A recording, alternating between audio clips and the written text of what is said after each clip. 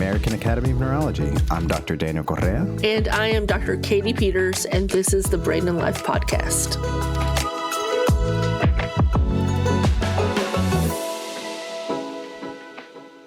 Happy holidays, listeners. This is Dr. Katy Peters for the Brain and Life Podcast. My colleague, Dr. Daniel Correa, is off celebrating and relaxing for the holidays, and I hope you're doing the same. For today's episode, I'm really excited because we're going to get an opportunity to go over some of our listeners' questions.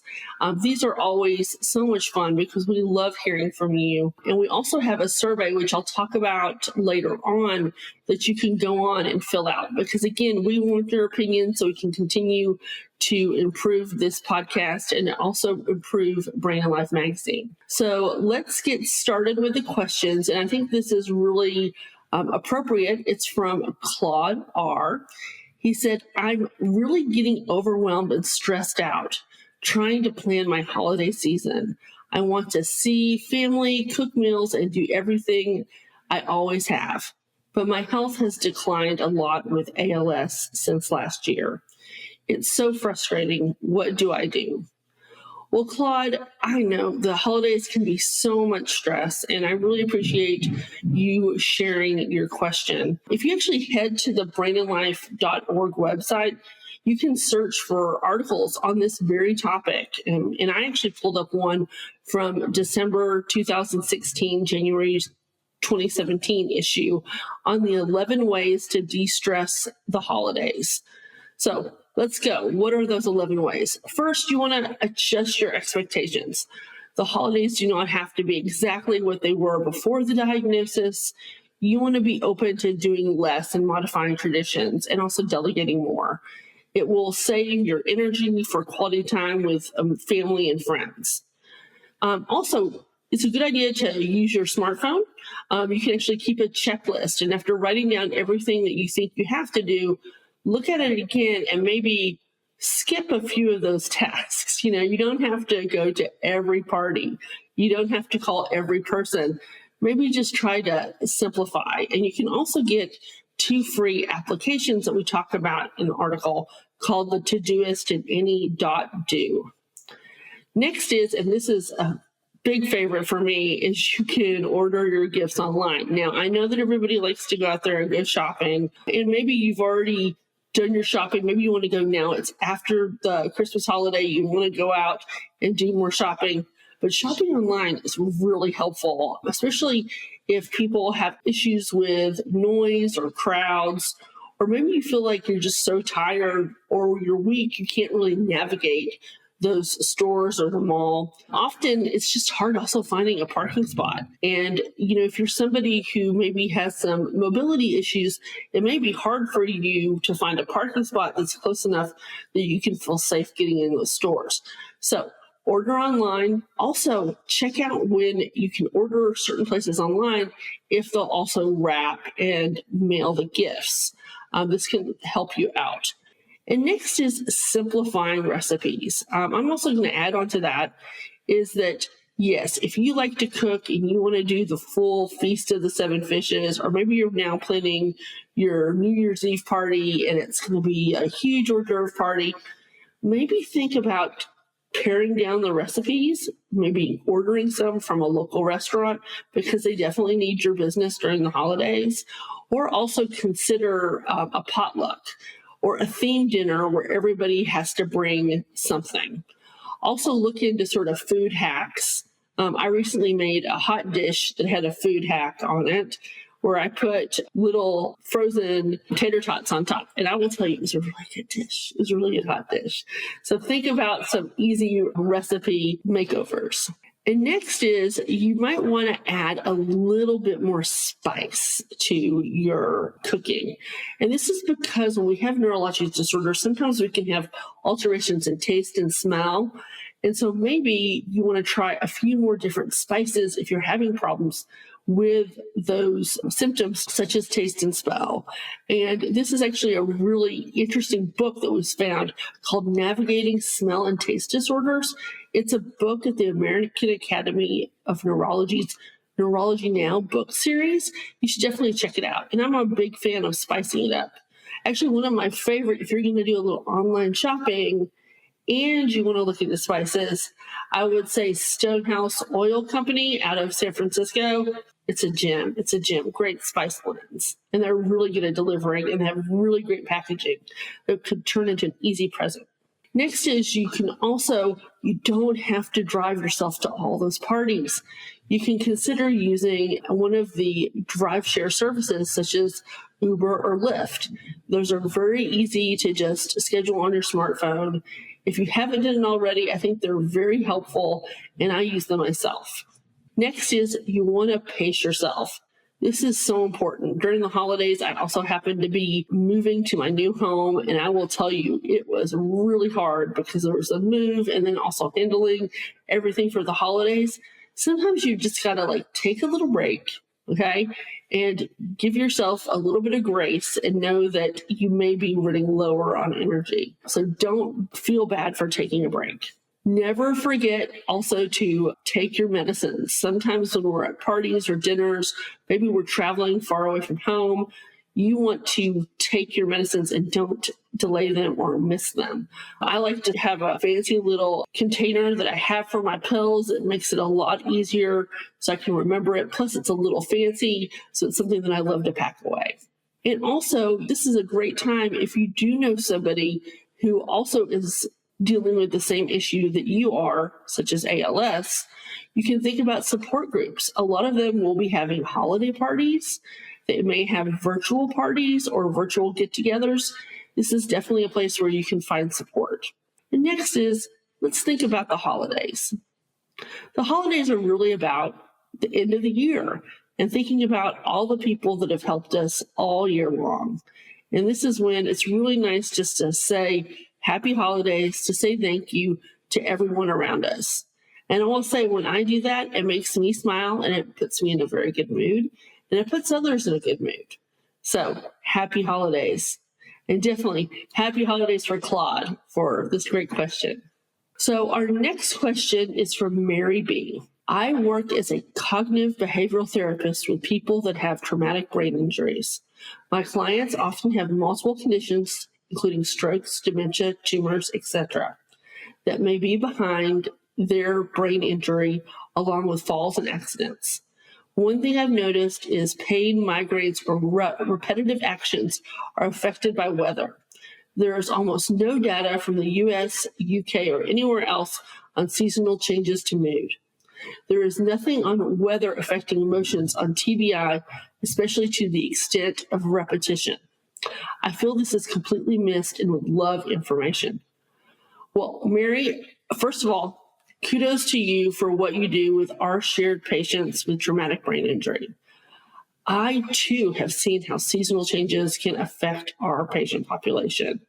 And we actually did have a really awesome article in Brain and Life on this very topic. And the title of it, Weather Can Intensify Neurologic Symptoms. And there's even new grants that are being put out to see how climate change is actually impacting neurologic conditions in our patients. So weather can significantly impact people with neurologic conditions. It can worsen symptoms and affect overall health. For patients with peripheral neuropathy, which can occur for many myriads of reasons, including one that I see, which is chemotherapy-induced peripheral neuropathy, one can notice increased symptoms with more numbness, more pain, more mobility challenges in that cold weather, and also before storms due to a drop in barometric pressure. And patients with migraines can have a severe migraine trigger just by barometric pressure changes, and they can even require even more medications and even more rest. And on the flip side, if we think about those colder temperatures, and then we think about heat, this is something I see very commonly in my own brain tumor patients, and also patients that Dr. Correa treats in his seizure patients. They can have more challenges when it gets hotter. So the heat actually poses particular challenges to patients with those conditions, and also conditions such as dementia, Alzheimer's, and pretty classically multiple sclerosis.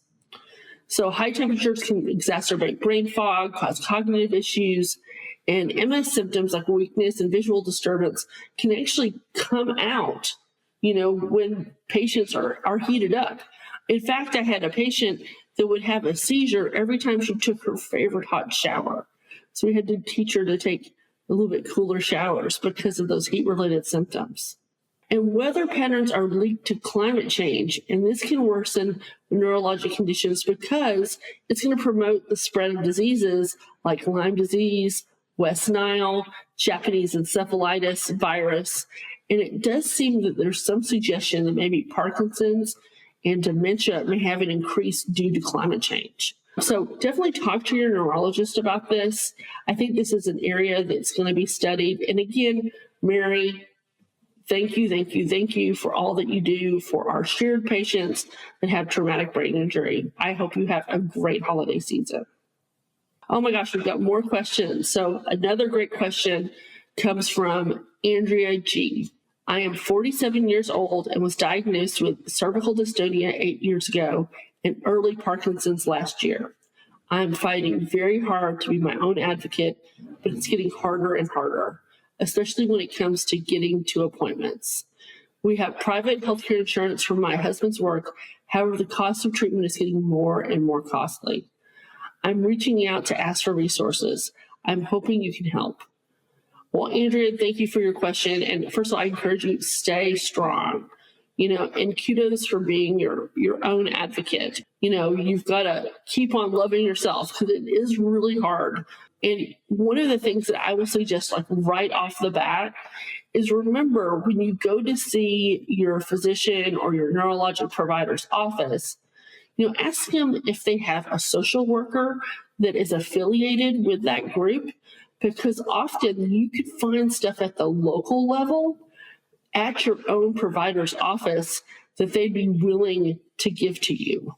Next, I would recommend consider joining a support group, and there's some great dystonia support groups. I actually found one at the Dystonia Medical Research Foundation at dystonia-foundation.org/living-dystonia/. They have links to finding support groups that can be in your area. And if it's relating to Parkinson's disease, check out the michaeljfox.org. Michael J. Fox is, famous actor. He's had Parkinson's for years. But they have this really unique part of their website. It's called the Parkinson's 360. And it highlights how each Parkinson's patient has their own unique symptoms and their own unique journey. And I believe we had two Parkinson's experts, one Dr. Jory Fleischer and one Dr. Katy Moore. And they said the same exact thing, is that if you look in a waiting room of Parkinson's patients, it's all different symptoms and all different journeys. And what I like about this 360 tool is it's really a set of resources that you can sort of cherry pick based on your symptoms and your condition. And if you need a little bit more inspiration, one of my favorite podcasts, actually all my podcasts are the favorite, but one of my favorites was one on Parkinson's disease with acclaimed actor Ed Begley Jr., and he was so great, so empowering. Check it out. I hope it makes you feel a little better and a little brighter. And also our expert, Dr. Jory Fleischer, has so much good information there. So for our final question of the day, it comes from Sharon M. It's definitely not, it may be the last, but it's not the least. So thank you, Sharon, for your question. And here it is. I'm hoping to learn more about atriovenous malformation and how I can help care for someone who is suffering from that in the best ways possible. First of all, Sharon, thank you for being a caregiver, and thank you for that question.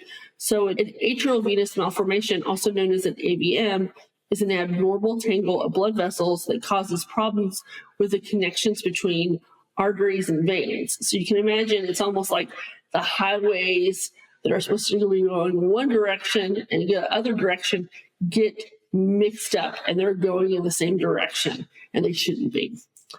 AVMs are most often occur in the spinal cord and in the brain, but really they can develop anywhere in the body. But, of course, being brain and life, we're worried about what happens when someone has it in their brain.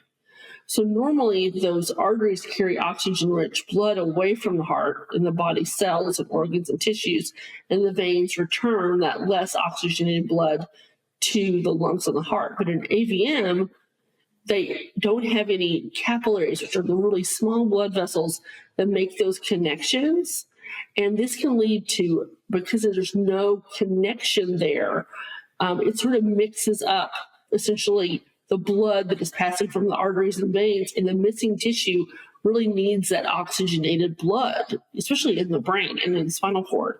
So this can lead to tissue damage and death of nerve cells. Over time, these AVMs, while some of them can just stay the same size, some of them can get really large because the amount of blood flow can actually increase to them. So most people will be fine. They'll just have the AVM, and it's something that is found incidentally.